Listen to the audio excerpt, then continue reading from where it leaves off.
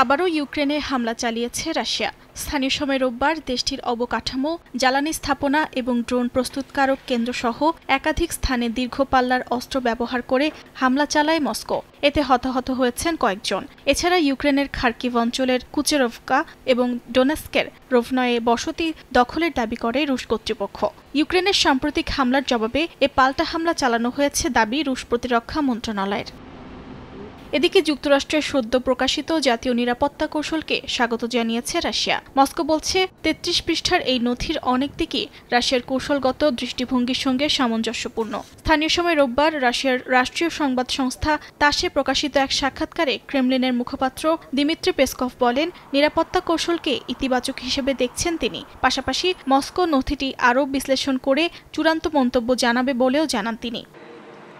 বিদেশি প্রভাব মোকাবেলা, অভিবাসন বন্ধ করা এবং ইউরোপীয় ইউনিয়নের কথিত সেন্সরশিপ নীতির বিরোধিতা এসব বিষয়কে নতুন কৌশলে অগ্রাধিকার দেয়া হয়েছে। নথিতে আরও বলা হয়, কয়েকটি ইউরোপীয় দেশের অর্থনীতি ও সেনাবাহিনী ভবিষ্যতে পর্যাপ্ত শক্তিশালী থাকবে কিনা এ নিয়ে সন্দেহ রয়েছে।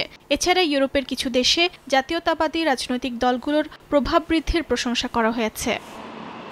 কৌশলপত্রে রাশিয়াকে ঘিরে তুলনামূলক নরম ভাষা ব্যবহার করা হয়েছে বলে উদ্বেগ জানায় ইউরোপীয় ইউনিয়ন। তাদের আশঙ্কা, এতে ইউক্রেন যুদ্ধের প্রশ্নে মস্কোর ওপর পশ্চিমাদের চাপ দুর্বল হয়ে যেতে পারে। নথিতে আরও উল্লেখ করা হয়েছে, যুক্তরাষ্ট্রের প্রচেষ্টা ব্যাহত করতে ইইউ ভূমিকা রাখছে।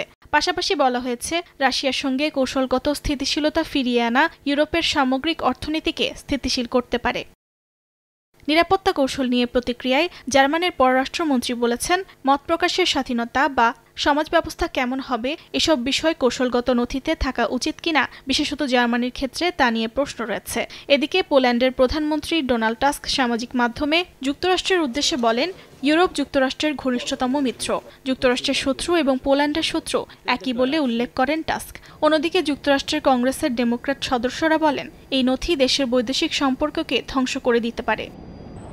এদিকে রোববার কাতারের দোহায় এক সম্মেলনে ট্রাম্পের বড় ছেলে ডোনাল্ড ট্রাম্প জুনিয়র বলেন, কিয়েভকে সহায়তা করা থেকে সরে আসতে পারেন মার্কিন প্রেসিডেন্ট ডোনাল্ড ট্রাম্প। ইউক্রেনে যুদ্ধ চালিয়ে যাওয়ার উদ্দেশ্য নিয়ে ট্রাম্প জুনিয়র বলেন, ইউক্রেনের দুর্নীতিগ্রস্ত ধনীরা দেশ ছেড়ে পালিয়ে গেছেন। তিনি আরও বলেন, ইউক্রেনের প্রেসিডেন্ট ভলোদিমির জেলেনস্কি যুদ্ধকে দীর্ঘায়িত করছেন।